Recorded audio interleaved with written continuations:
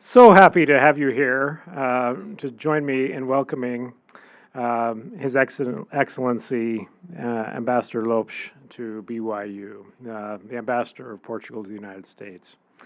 My name is Quinn Meekum. I am the Associate Director of the Kennedy Center. I lead our academic programs.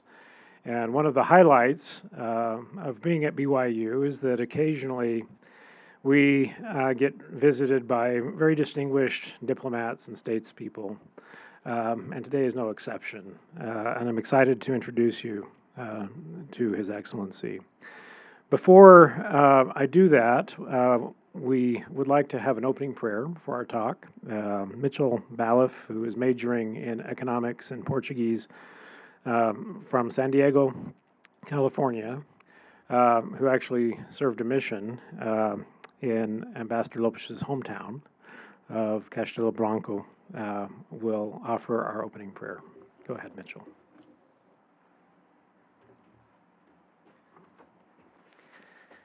Nosso querido Pai Celestial, nós somos gratos pela oportunidade que nós temos de estar aqui nessa universidade, juntos com Sua Excelência Lopes. Nós pedimos, Pai, que Seu Espírito esteja conosco durante a sala aqui. Nós pedimos-te que seu Espírito possa nos ajudar e dar-nos a capacidade de lembrar e lembrar todas as informações que nós vamos ouvir hoje. Pai, pedimos-te por essas bênçãos em nome de Teu Filho, Jesus Cristo. Amém.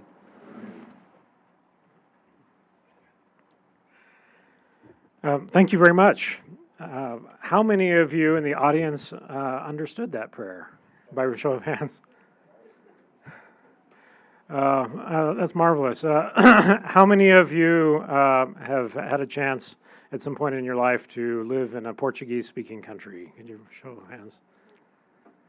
And how many of you have spent time in Portugal? Well, thank you. I hope you feel at home while you're here. Ambassador Francisco Lopes is a career diplomat who has had a very distinguished career in foreign service. He started his career in many respects as an expert in Europe. He spent a lot of time thinking about the role of Europe, European governance, and represented Portugal in a variety of European forums. Recently, he became the permanent representative of Portugal to the United Nations, where he lived in New York. He's also served all around the world, including places as diverse as Pakistan and other quite interesting locations. From 2009 until 2011, he was the diplomatic advisor to the Prime Minister of Portugal. He holds a law degree from Lisbon and has been the ambassador of Portugal to the United States of America since June 2022. So he's well into his service, and I think this is your first time visiting us at BYU. We're so delighted to welcome you. We also welcome our honorary consul here from the state of Utah for Portugal and our consul general from San Francisco. We're really delighted to have all of you, all of those visiting with you here. Please join me in welcoming the ambassador from Portugal.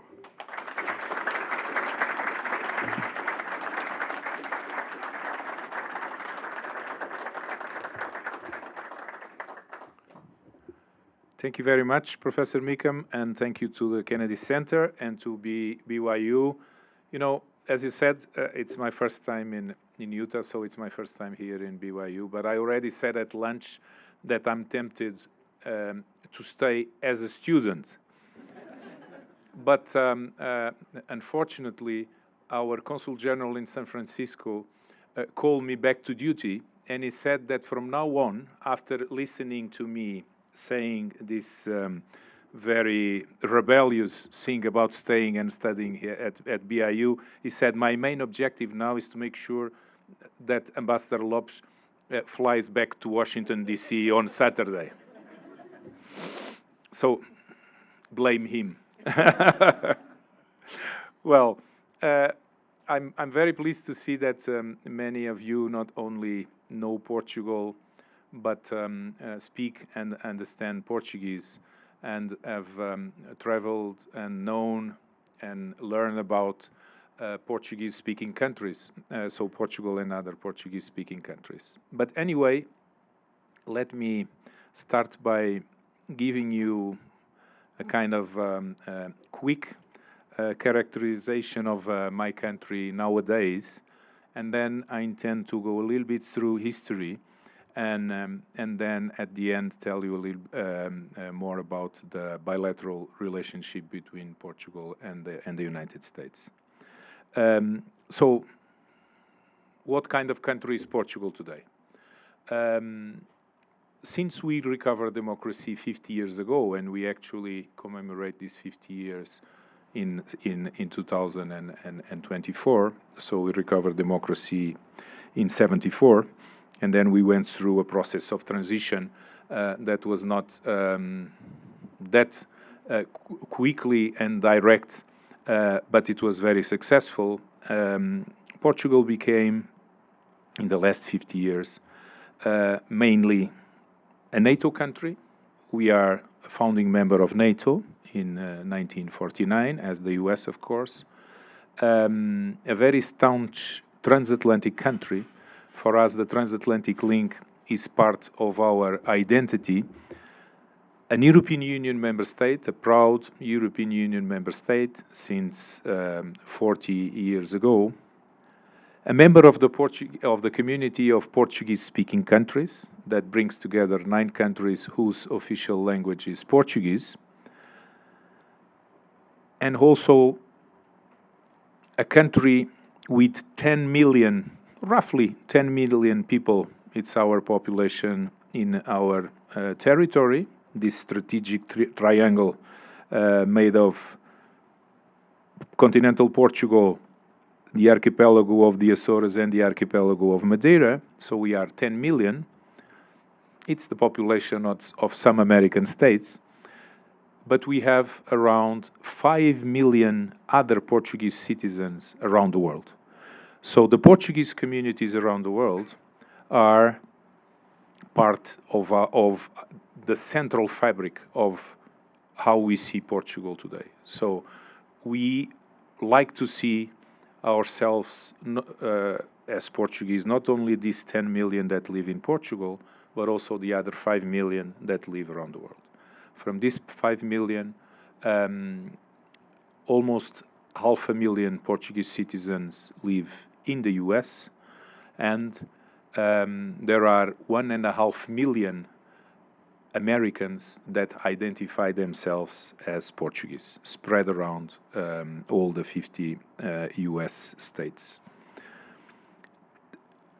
We also see ourselves as a country that is part of the world of democracies, so consolidated democracy and a country of rule of law, but also as a country that cheers and applies multilateralism and is a staunch defender of multilateralism. We are also an open economy, an open society, a cosmopolitan society nowadays, and with some public policies that have been strategic bets for the Portuguese government since we recovered democracy, regardless of the political color of the government of the day. And we actually changed government around 1 year ago. We changed from center left to center right, but there are certain public policies that have been, as I said, strategic regardless of the government in power. And these are sustainability, energy transition. Portugal has been one of the countries in the world betting more consistently in transitioning to less polluting and more renewable energies, and this is something that we have been doing for 25 to 30 years. At the end of 2024, we reached an average of 71% of our electricity coming from renewable energies. Another policy that has been consistent during these decades is the bet in digital transition, including e-government. And as I said again, independently of the political color of the government. Another is the ocean, and this is very logic when you look at the map. Portugal is a maritime country, and we have been again and again, as technologies evolve, looking at what we nowadays call the blue economy, as how we can explore better and more sustainably everything connected with the sea, including tourism connected with the sea, including fisheries, including maritime transportation, including how to explore in a sustainable way maritime resources.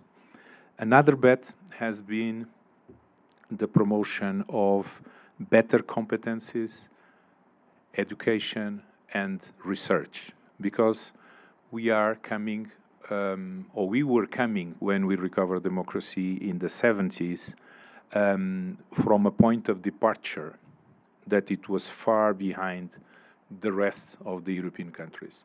The amount of illiteracy in Portugal was bigger than the rest of the European countries, and you can include also the countries of Central and Eastern Europe. So by then, during the Cold War, even these countries have higher levels of literacy than Portugal. So there was a continuous effort to grow these levels of educational competencies, the investment in research, and at the same time to bring up the levels of the indices regarding health, like life expectancy, expectations of life, where we have been growing exponentially, and now we are one of the leaders in Europe and among the democratic nations. And 50 years ago, we were clearly lagging behind. So now a little bit of history. So Portugal is a country, we don't know for sure when the nation started. We don't have a clear date where Portugal has started, but roughly we are a country of 900 years old. And when you look at the map and you see Portugal, I'm very thankful for this map, because you see Portugal in the center, somewhere in the center, which is nice. And I'm sure you don't have it here today just because I was invited. But it gives you immediately a sensation of centrality. But this centrality was not obvious right at the beginning, because when the Portuguese nation started to be created, it started in the north of where is today continental Portugal, and there were many kingdoms. So it started as a kingdom, and there were many kingdoms in the Iberian Peninsula. And as the nation took shape, and we are one of the most ancient, we have one of the most ancient lines of border with Spain in Europe. That was, so between continental Portugal and Spain, that was set roughly at the end of the 13th century. So as old as that. But then it became clear that we had to look at the sea to ensure our identity and to ensure our autonomy as a nation. Because when you look at the map, you see that we are surrounded by Spain and the sea. But the sea is very rough there. The North Atlantic is a rough sea, and especially rough on that part of Europe. So it took some time because there was no other alternative. I mean, it's quite easy for me now to rationalize this and say, okay, this was logical, and they all planned everything and went according to plans. I mean, when we see it, and when I say it after 600 or 700 years, it looks reasonable, it looks easy, it looks logical, but it was not, of course. So they had to struggle, and to looking at the sea, because they were surrounded by Spain on the other side, and we had some, of course, some frictions and some wars with Spain, as many other European countries, against their neighbors.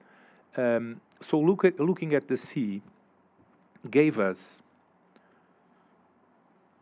surmounting problem after problem, gave us the possibility to harness the technological and scientific instruments to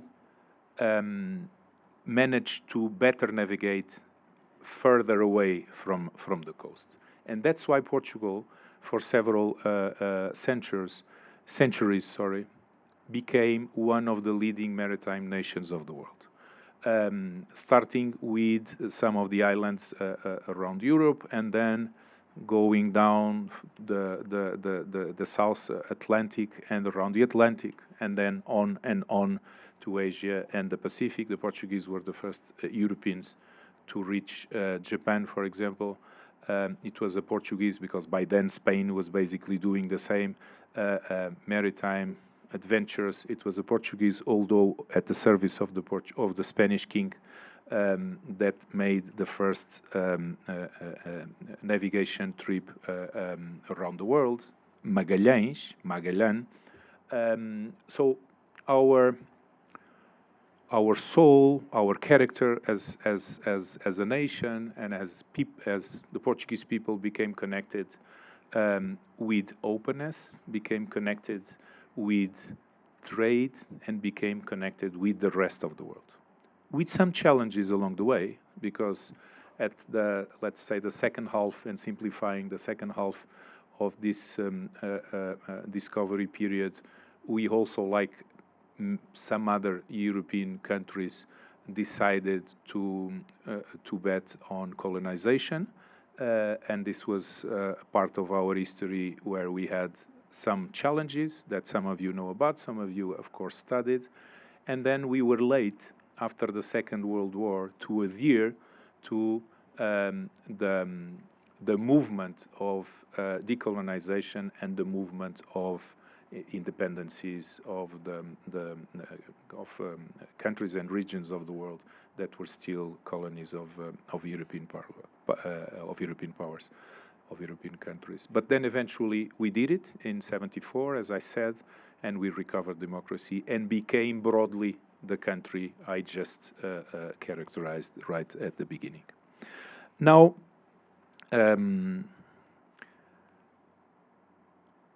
about the bilateral relations between Portugal and the US.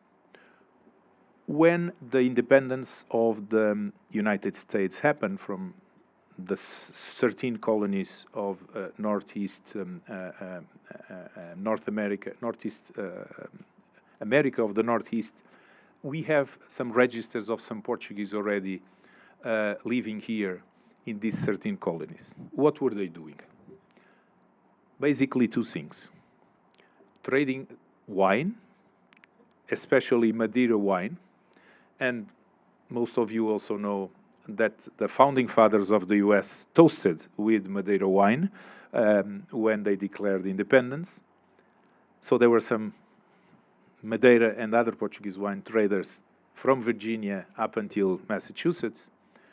And the second biggest group were whalers. Now in Portugal and in the majority of the countries in the world, whaling is forbidden. But by then, whaling was a very important economic activity. This was before plastic existed. This was when we were using everything from the whale to oil, oil to produce oil, to produce clothes, including in the northern parts of the Americas and the northern part of Europe and Asia. And the Portuguese, especially from the islands, from the Açores, from Madeira, and from Cabo Verde, by then a part of Portugal, were especially skilled whalers. So some of them had already turned to live in the coast of what then became the U.S. Then there were several waves of Portuguese migration. To put it as quick as possible, because I want to leave the majority of the time for question and comments from your side. There were basically waves of migration from Portugal to the two coasts. So, to the eastern coast, Massachusetts, Rhode Island, Connecticut, New York, New Jersey, mainly these states I just mentioned, and also to Canada. Fishermen, workers for clothes and textile industries, and this started at the end of the 18th century and went on and on until the 60s, the 70s of the 20th century.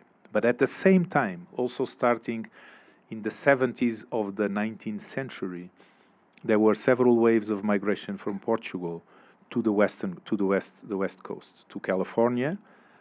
Also fishermen, farmers, a lot of farmers coming from, especially the Açores, to California, and especially in California to the San Joaquin Valley, and up until the Bay Area, but also to Hawaii. And even before Hawaii became an American state. And why were the Portuguese going to Hawaii? And please remember, by then there was no Panama Canal. So they were traveling, they had to travel up from the Açores, Madeira, continental Portugal, around South America and to Hawaii. These trips would take 4.5, 5 months. I have seen the register of some of these trips. Just to give you an example, one ship took 4.5 months from Portugal to Hawaii. 12 people died during this trip, and 15 people were born during the same 4.5 years. And these Portuguese were also farmers, fishermen, but mainly working in sugarcane. Because by then Hawaii was one of the most powerful origins of the production of sugarcane, and again the Portuguese, especially from the islands, were experts, were specialists in producing sugarcane. So they needed manpower, and that's why the Portuguese migrated to Hawaii. Nowadays, we think that roughly 1/5 of the population of Hawaii has Portuguese blood. And then the rest was very simple. Why do we have Portuguese in the 50 US states? Because then, since the 70s and the 80s of the 20th century, there were no big waves of migration from Portugal. But of course, the Portuguese that were already in the US, the second, the third, the fourth generation started to migrate internally, as it happens with any other American. So we can find now, today, nowadays, big concentrations of Portuguese in Florida, for example, or in Texas. And in Utah, we have, Luis, 7,500 Portuguese, isn't it? And around 50,000 citizens of Portuguese-speaking countries. I would end by linking. And one thing very important: we, along the history of the U.S., our military fought together in different wars. The time of the War of Independence, that fought side by side with George Washington, and then you find again some Portuguese during the Civil War. Of course, descendants of these Portuguese that were here when the U.S. Independence was declared. But then we fought together in the First World War, in France and in Belgium on the same side. During the Second World War, the US was allowed, with Britain, to use a Portuguese air base in the Açores, in Portugal, where our air forces are still today working together. So they have been working together for 80 years. And if you visit, like I did, the air control center at the base in this Açores island, you will see Portuguese and American air controllers working side by side for 24 hours a day since the 40s of last century. But we also fought together in military operations, peace military operations of the UN in the Balkans, in Africa, and we keep on working together very strongly and closely in many multilateral organizations. A last word about, because I'm at this fantastic university, last word about the results of the partnerships and cooperations between Portuguese and American universities. All along the last two decades, I would say, there has been also a sustainable bet from our governments in making sure that our universities look more and more at the US. And this has brought some fruits, including in terms of business opportunities. Portugal has created in the last 10 years 7 startups that then became unicorns. 4 of these startups are directly linked with partnerships between Portuguese and American universities, and they are creating jobs in the US and in Portugal at the same time, because they are now operating in both countries. And more American universities and American companies and American research centers discover the opportunities given by the very competent university students from Portugal, especially in many sectors of engineering, and we see more and more American universities recruiting in Portugal, both to work here, but mainly to work remotely from Portugal. And as I mentioned, the very big and outstanding Portuguese communities, Portuguese-American community in the US, let me also tell you that in this century, we have seen more and more attention, more and more interest from Americans in Portugal, and also nowadays, the American community in Portugal is growing because of this interest and because of this knowledge, additional knowledge that comes from people like you that learn Portuguese, that know about Portugal and the Portuguese-speaking countries and visit Portugal. And some of them are even moving to Portugal to work, sometimes temporarily, others to stay. So we now have a sizable American community in Portugal also. Thank you very much.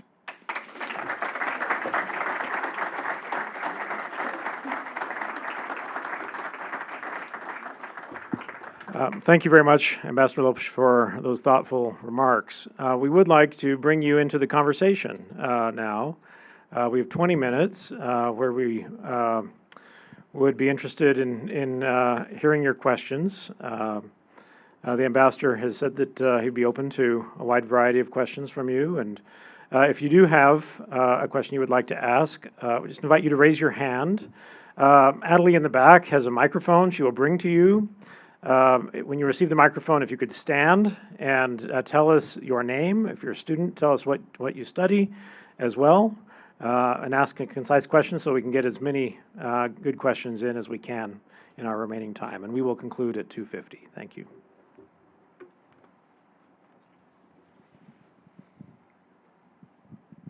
Hi, thanks, Ambassador. I had the chance to visit Portugal for the first time just over the break, so it's awesome. First time to Europe was in Portugal.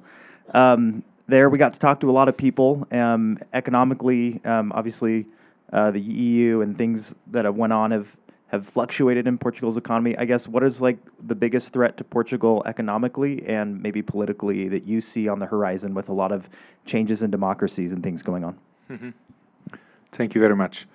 Well, economically, I think the main challenge is the same for many countries in the world, but especially if you take the so-called, and I'm going to use a UN definition, the so-called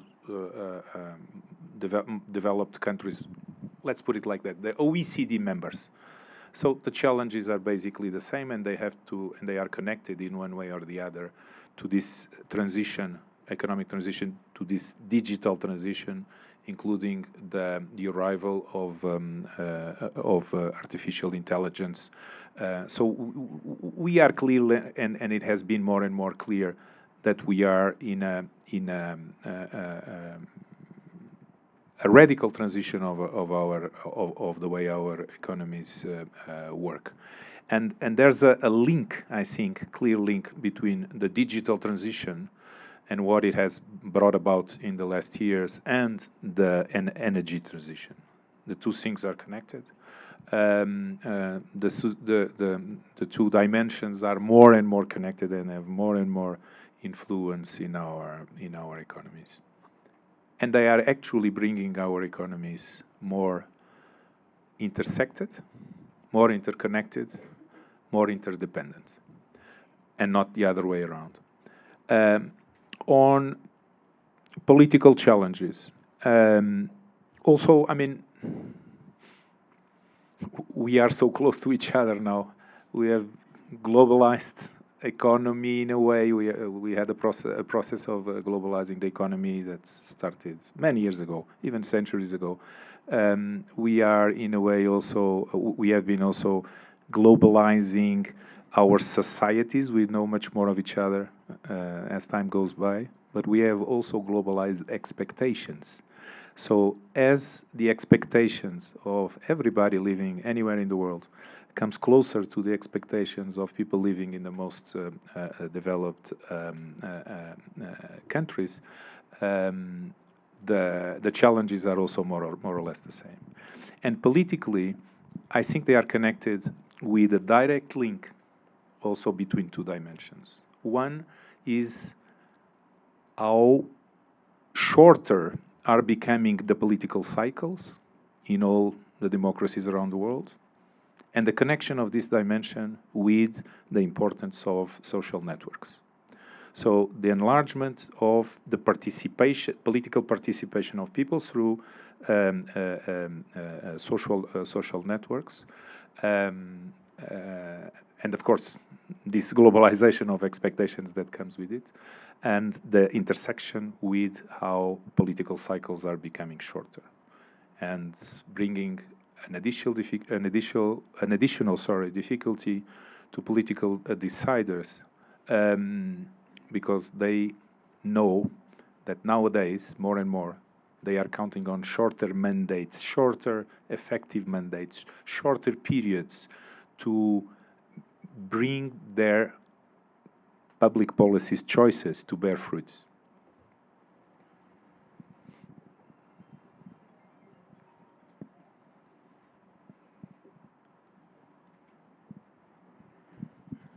Rafael, accounting, centros em Portugal. Então, Aha. exatamente. I'll ask it in English so everyone can understand. So we talked about the past and the present of Portugal. Mm-hmm. As you look forward towards the future, you can have a global vision and also a more in-depth vision of Portugal. What do you see Portugal to be in about 30 or 40 years? Mm-hmm.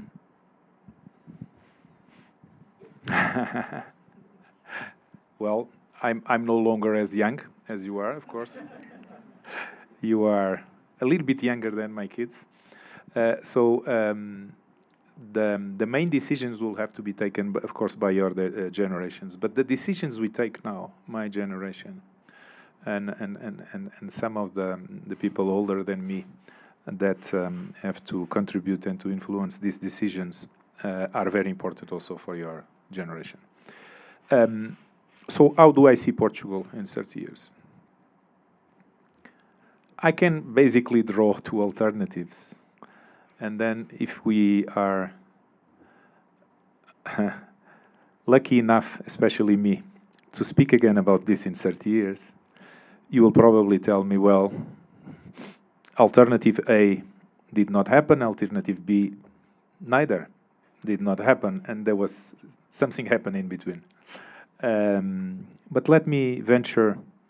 So alternative A is that Portugal continues to bet on being at the forefront of these two transitions, the digital and the energetic transition.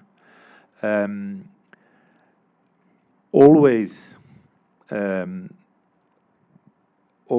thinking and betting on the economic benefits of transitioning in energetic and digital terms, overcoming the fears of this double transition, and at the same time maintains its path firmly as an open society. And now, coming back to my historical references to the evolution of our country, I didn't say this for just not to spend too much of your time, but after this period when Portugal was clearly dominating the technology and the science of maritime transportation and maritime trade,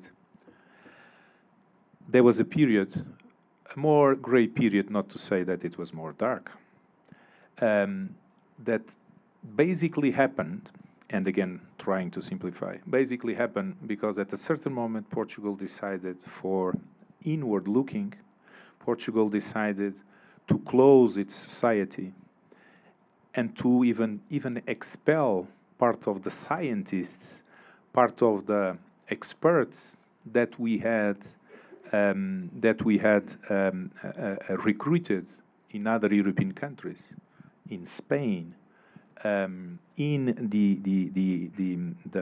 the Arab world, in Northern Africa, in Italy, in several parts of what is today Italy, in France, in Germany. At a certain moment, even using, how should I say, a more radical interpretation of religion, we decided to close our society. So alternative A is we keep these strategic bets, we keep on being an open society, we keep on trying to give to everybody, every Portuguese and everybody that lives in Portugal, the best conditions to strive, individually, in terms of family and economically, and also to attract talent and investment from abroad. Alternative B, it's simple. It's the opposite of this. It's if we do. Because we are afraid of some of the challenges I just mapped out in replying to your colleague, if we do what we did some centuries ago, if we close ourselves, if we look inward, and if we don't maintain this openness to the world, and especially if we don't keep on working together with our allies, as we have done in the last decades.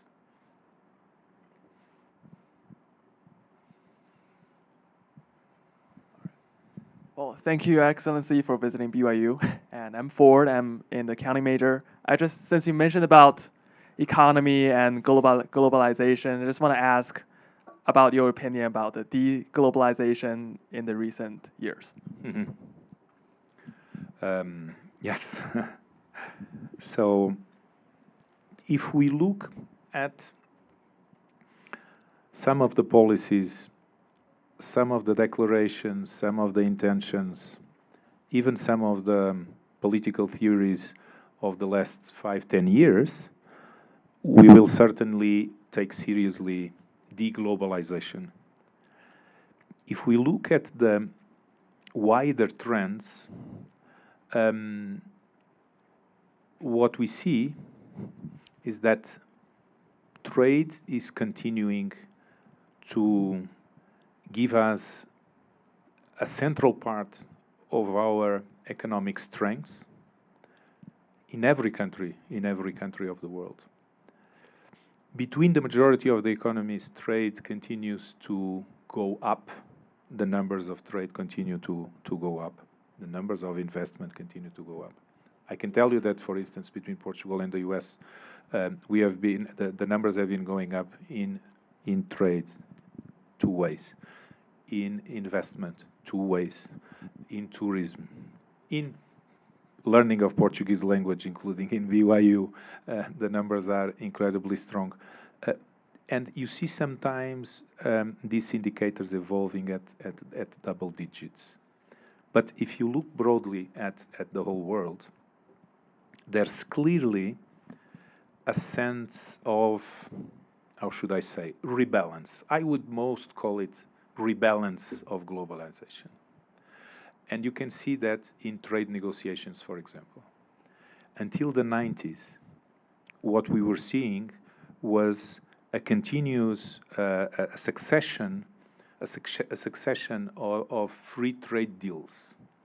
Free trade deals involved opening up the trade between nations and between continents, and they were legally binding.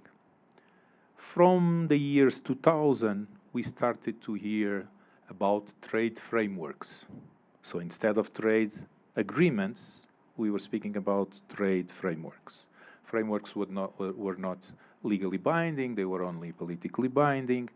Some of the areas were could be checked by the World Trade Organization, but we were already in a more loose way of negotiating facilitation of trade.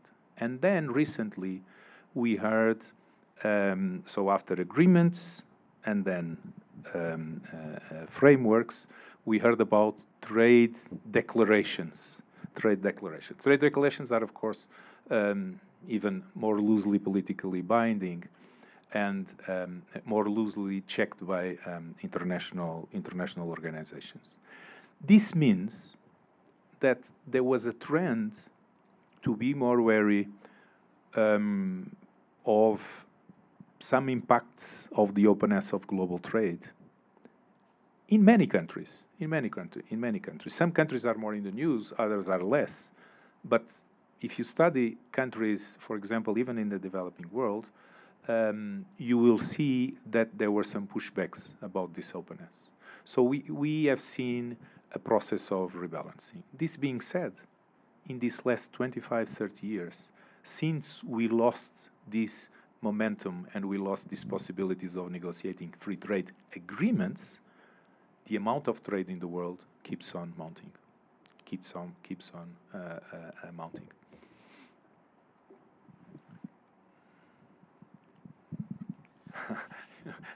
Hello. Thank you, Your Excellency, for coming and visiting us today. I'm very appreciative of your remarks today. My name is Joel. I'm a political science major, and I'm really interested in the foreign affairs between the United States and Portugal. And I really wanted to know, with the incoming administration with President-elect Trump, talking about energy independence in the United States and exporting our own fossil fuels and nuclear energy and all that, what are your thoughts and opinions on his stance on that, and how are you trying to work with him on that? Thank you. Well, there's a request for yes, there, that keeps on coming.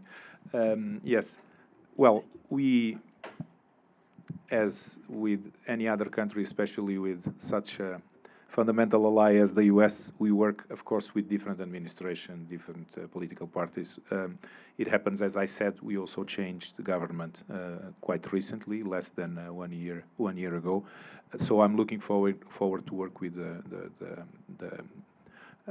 new administration, the incoming administration, as we did with the one that is now completing its mandate on energy and on fossil fuels. As I said, Portugal has been betting for a long time in renewable energy, and I mentioned the 71% of electricity that comes from renewables in Portugal.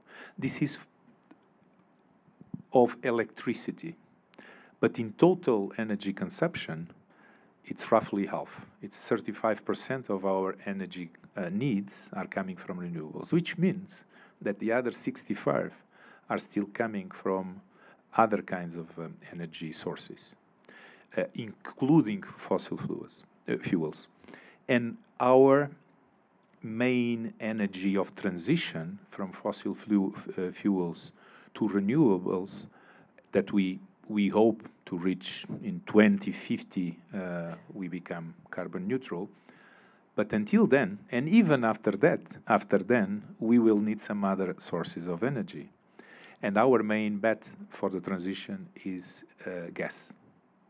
And Portugal was actually the first country to receive American LNG, liquefied natural gas, in 2015.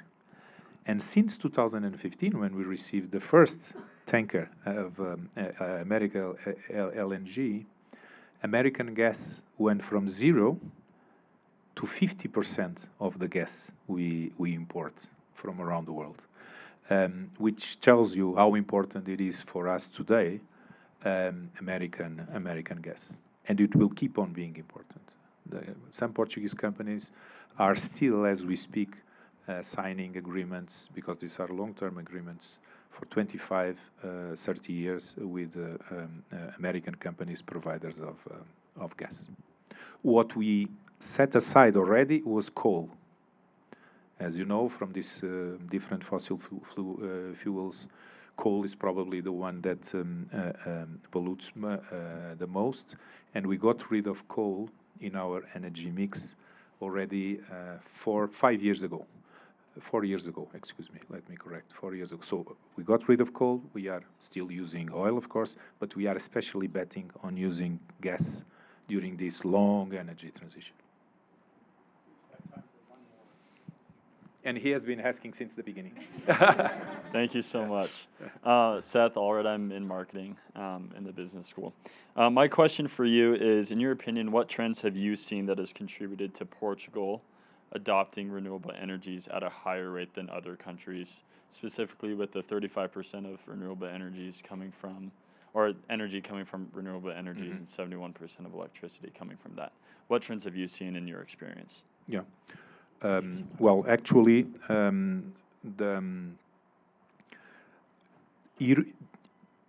they were also, at the same time as we were strategically betting in energy transition towards renewables, there was a parallel process of these same strategic decisions from the European Union as a whole. So it was very important, replying directly to your question, it was very important to use not only new European regulations to incentivize companies to produce more from renewables in Portugal, but also to use European funds. So there were already since 20 years ago, even more, European funds that were dedicated to this energy transition. So European funds and the adaptation of European regulations were both very important to bring about to make sure that we could implement these Portuguese decisions to have more renewable energy in Portugal. But I also have to tell you honestly that for Portuguese consumers, the first years after the Portuguese government started to bet in renewable energy were not easy, because by then renewable energy or energy coming from renewables were more expensive.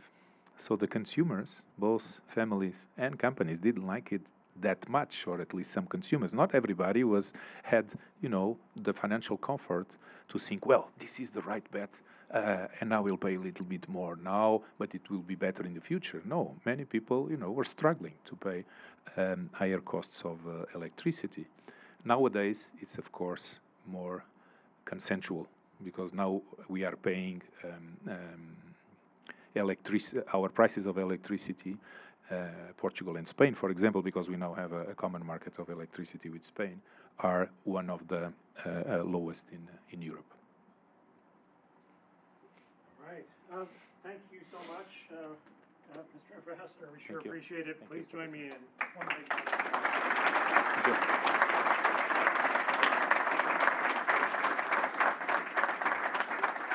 Thank you for being here.